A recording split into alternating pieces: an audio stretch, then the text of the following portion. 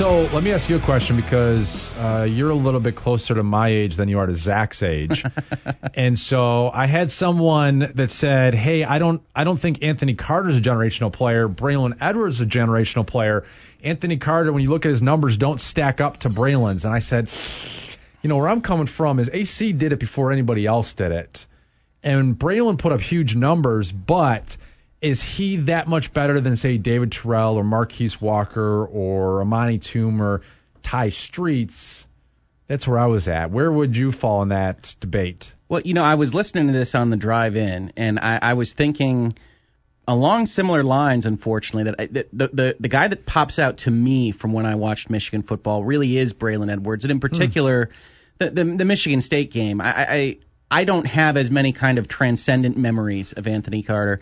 And the real question from the question you posed that I had while I was thinking about it is exactly how much we're dragging in from their professional career, their life after Michigan, and it's hard to separate that. And I certainly remember, and I think that at a college level, Ndamukong Suh was exactly the right person to bring up. That was the one that I remember watching in the recent past and saying, oh, my Lord. Yeah. And certainly I would question whether he is even what we would call generational now, looking at his NFL career, that he's a very good player, but he's not standout at an NFL level. But I think you have to separate the NFL from the college part of it. In college, he was a generational talent, Absolutely. And a generational player. In the pros, he honestly was on his way there with the Lions, and then he went to Miami, and, he's just kind of gotten lost in the swamp down there. But I think when you look at his college pedigree and what he was able to accomplish. Yeah, and that's why Tom Brady's not on this list, Yeah. right? Because he's the easiest generational player to say if we're dragging in the whole career. Right, absolutely. And it's interesting, too, that you said something about how, maybe you go back and you think a player was a certain way. Yeah. I listen to podcasts on the way home now, and I've been listening to this, revisionist history, which I think is really interesting. There's a whole thing about memory and how we conflate our memories based off of, if I'm Brandon Graham, I always rave about Brandon Graham. I think Brandon Graham, to me, is the best defensive end Michigan's had in my entire lifetime. Sure. But I always think about, these plays that he made, and, they may not be true. It's just the way that you go back and you think about a certain player, and so you build them up in your own head, whether or not he was actually that. And same thing with Jabril Peppers on the opposite side. I always come back, and Zach knows this and says, everyone thinks I'm a little too hard on Jabril Peppers, but I might go back and say he didn't make any big plays in any important games. Then you go back and you look and he had 2.5 tackles for loss and a sack against Ohio and against Michigan State, and he did pretty well against Colorado. And you're like, how come I remember it differently? Because your own biases kind of get in the way. Well, I will tell you, the guy that was really a lightning bolt for me, and we can talk about why he wasn't more successful, really was Denard Robinson. Mm-hmm. And watching him play felt like a magic trick every time you saw him do something. And I think the coaching staff let him down, and I think the transition period let him down, because I think if he had the right team behind him, if he was coached by the Harbaugh equivalent, I'm not saying that he's exactly the right fit for what his offensive skill set would have been, but that equivalent competency level, I think we'd be sitting here talking about he's an easy pick for this list of just transcendent players at Michigan. Could you imagine, revisionist history here, if you had Denard Robinson and you had Gary Patterson as your head coach? Yeah, I think that's exactly the type of thing we'd be talking about, an innovative offensive mind with a competent ability to run a football team. Yeah, or Chip Kelly. Sure. Who are the best? Who have been? Well, not without the show cause. We got to watch Chip Kelly. He's busy signing recruiting checks. But who would be the best if you took someone like Denard Robinson, you wanted to slide him in there and said, okay, based off of how they've used their quarterbacks and the way they could build a team around them, who has been the best coach at doing so? I think Chip Kelly with Marcus Mariota has been pretty good. But Gary Patterson, to me, because if you could have put a defense with Denard Robinson, and you look at the way that Gary Patterson the last couple of years has used his quarterbacks, I don't know that I can think of a better marriage there. Well, see, you're going to get me in trouble again. I have the worst Michigan pedigree on this show, I got to tell you. I think probably the best fit, without going into what they mean to our various rivals and things, would have been Urban Meyer. I think he really would have taken advantage of Denard Robinson. I think we would have won a national championship with that kind of mindset and competency running Michigan. I don't want Urban Meyer. I don't want you getting any call-ins about your crazy lawyer guy. But I really do think he would have taken advantage of what Denard Robinson offered. Yeah, no, that makes complete sense. All right, so this is what we're going to do. As we're talking to Rick Hoeg of Hoeg Law, you can visit his website and learn more about him at Hoeg Law, HOEGLAW.com. So over the weekend, a couple of things happened. I'm going to ask both of you guys whether they registered, or on a scale of 1 to 10, how high they registered. The first one, a little bit of bad news for Michigan, but 4-star defensive back to Corey Couch decommitted. Yeah, I think those of you who are subscribers to the Michigan Insider probably did not see this as much of a surprise. I mean, I talked to Steve about it, and we even had it, discussed it on the podcast. He's like, yeah, he's like 10 minutes away from Miami. He's already done his one visit to Michigan. He's already decommitted from another school from Tennessee. Right. And so, and his a lot of players from his high school are already like committed to Miami in that class. So yeah, I don't think I remember our Miami reporter, when he reported it, they were like, that he committed to Michigan.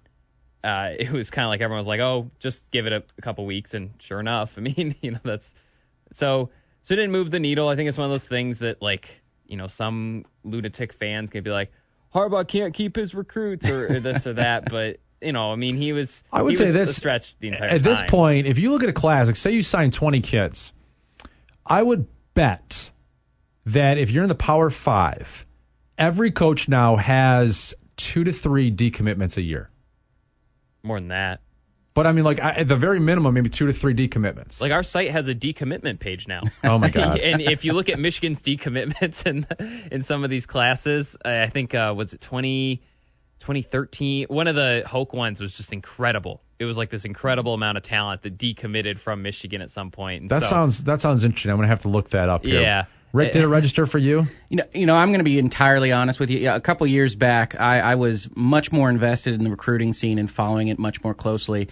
And I mostly found that it was getting too much where I was getting my heart broken, or I was getting too invested in players that didn't turn out or had other problems either here or before they came to the school. And so for the most part, I try to keep it to early February. I check in and see who's going to be a Michigan Wolverine. It sounds like I have to. It's a 1 for you then. A 1. I mean, I think it's important, and these things kind of filter through, and I think about them. But for the most part, I say we'll wait until you're maize and blue, and then we'll see how I feel about you.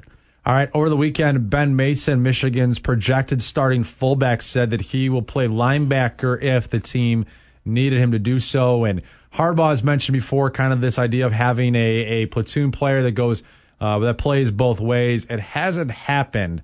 The last time that I think someone played both ways in a game that I can recall was David Terrell in 99 against Plaxico Burst, when he played defensive back and wide receiver. It very rarely happens. On a scale of 1 to 10, Ben Mason suggesting he will play fullback and linebacker this year. How did that go on that register? Well, for me, that kind of thing is the thing that I really like to hear from players, and that's for all the teams that I follow, which is just the willingness to potentially either lower your potential productivity or future NFL draft prospects or anything like that for the benefit of the team. That's something that I always really love. It's probably a 5 out of 10 for me insofar as I'm not sure whether it'll come to fruition or not. So it's good to see that willingness. It engenders loyalty from me. I think that's really great to see. I'm not sure if practically it'll actually happen. By the way, just to pull up the decommitment list, it was 2015. They lost George Campbell, Damian Harris, and Mike Weber. I mean, that's a group that is pretty. I mean, sure, Michigan would love to have those guys. They probably like what they have now from the players that they have, as far as Cron Higdon and Chris Evans turning out the way they did. But Damian Harris, Mike Weber are pretty good. As far as Ben Mason, when I just wrote about it this morning, it's. I don't know if he actually will. I kind of mentioned it. It's a crowded linebacker room, and they're not going to waste his time. It's not like him playing linebacker would have the same impact that Jabril Peppers playing Wildcat quarterback would, where it kind of throws the defense off. It's not like they're going to call timeout because Ben Mason's over there at linebacker. That said, he's insanely strong. He's the strongest player on the team. He was voted the toughest player on the team. He recovered from meniscus surgery or procedure in a month and a half. I mean, that is just surreal to me. Maybe I need to do some more research on that recovery, but I always kind of pictured that as a pretty nasty one. And he loves to hit. Yeah. I mean, he was a linebacker out of high school. So I don't think it's, again, as you guys have outlined, until he's on the depth chart on the depth chart. They're never going to announce a depth chart. Until he's in a game, it doesn't really matter. But it does mean that he's progressing in practice enough that they want to try putting what he can do at other positions. Because that's what happened with Peppers, is they were like, he's so fast. By the way, Peppers played both ways. Yeah, he was. I know, I totally too much information. Did someone call you out on that? Yeah, and said, hey, Spath, think Peppers play both ways. Oh, yeah. But see, and the reason why was because he was just so fast, so talented, and he picked things up so quickly. They were like, oh, let's just try him over here. If that's what's happening with Ben Mason, then that does move the needle, because you probably want someone who's going to be a starter to be such a tenacious, ridiculously intense player. That's Ben Mason's. Those are his calling cards. That they want to try and put him other places. He did have 4 special teams tackles last year. So, all right, on our next list of whether it registered or not over the weekend, something incredible happened for just the second time in about the last 25 years. Justify won the Belmont Stakes, coupled that with the Kentucky Derby and the Preakness Stakes, won the Triple Crown. I have to say, I was excited about it. We watched it. But certainly a couple years ago, an American Pharaoh did in 2015. It ended that, 25, 30-year streak without a Triple Crown winner. There was so much more excitement about it. The fact that now you have 2 in the last 4 years, I mean, did I have a Belmont Stakes party? I did not. But did it register on a scale of 1 to 10? For me, it's one of those things, I think, exactly as you described. There's a kind of recency bias in that we just saw it. We're seeing it again. I think I saw online when this happened on Saturday that the same thing happened to Secretariat, where there were a couple more Triple Crown winners immediately after. And thinking about that, it just gets to be old hat. It's the Golden State Warriors. We're a little over it.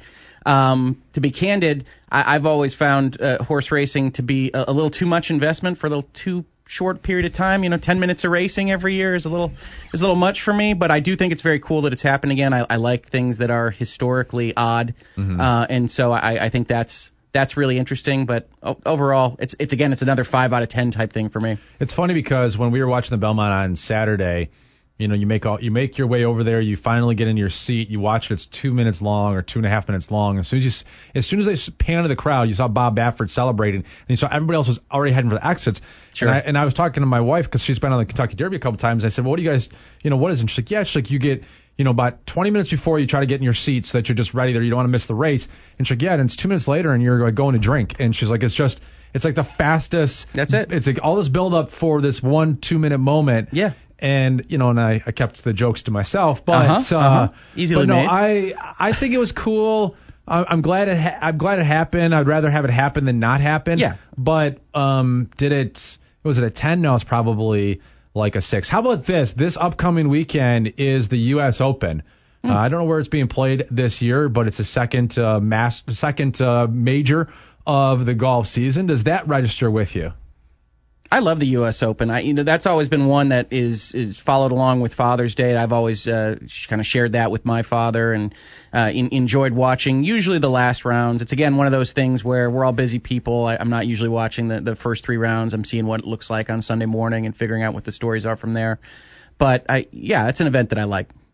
Yeah, certainly, and I was trying to draw it up here. I don't know, I don't know where it's at this year, but I think the U.S. Open, plus the fact that it's synonymous with the start of summer, right? Sure. So you feel like you're watching golf. It usually is Father's Day weekend, so you can, if you're lucky enough to watch it with your dad, that's really cool. We'll be at Red Run in Royal Oak, the golf course, which I don't know how many times I've actually been at a golf course having Father's Day while golf is on. So I think that's... obviously it's on every weekend, but to have the U.S. Open on, I think that's pretty cool. Yeah. I would say it registers probably like a 9 this weekend, the U.S. Open. And that brings us down to the final one that starts on Thursday this week, runs for about 2.5 weeks. The World Cup gets started this weekend. Does it register at all for either one of you? Not without America in it. Yeah, I love the World Cup to death. I think that is one of the coolest tournaments on earth, having multiple countries represented in a I'm going to say single elimination format when you get down to the playoff. Obviously, there's a round robin to start, but it does certainly lose a fair bit of its luster to not have the U.S. in it for really my entire adult life. So it's I'm still going to watch it. I'm still going to check it out. And as a matter of fact, my wife and I are planning on maybe doing some kind of little packages on the various countries that we watch and kind of combine that like we did with the Olympics with my daughters. Okay. But yeah, I really wish the U.S. were in it. Yeah, it registers for me big time, honestly. I'm really interested. I think it's at least an 8 on my scale. I think anytime that you can appreciate the best of the best doing something, like the U.S. Open, like the French Open, the Wimbledon, the Olympics, when it is the elite athletes, I have a great appreciation for it. So I'm very much looking forward to the World Cup and the U.S. Open this particular weekend. One last one, Rick. What's the latest going on? What's the buzz-worthy topic of conversation for Hoeg Law right now? Oh, well, Hoeg Law is spending this weekend doing a little something that happens once a year, which some of your listeners may know about, some don't, which is we hang out and we watch streams of the Electronic Entertainment Expo, which is a Los Angeles tradition now at this point. That celebrates video games, interactive gaming. And so on Saturday, you would have seen announcements for the new Madden, announcements for the new NBA Live from the Electronic Arts gaming side of things. Microsoft had a 2.5-hour presentation yesterday that they announced 50 new games at. Wow. And today, starting at about noon till about 3 in the morning here, there's another 5 or 6 press conferences that are going to have just dozens and dozens of video games that are going to be interesting to some of your listeners, not interesting to some of your other listeners. And so we at Hoeg Law tried to take a little time off to observe the E3, which is what it's called. And we also sponsor a video game podcast, which is not a competitor of yours, Mike.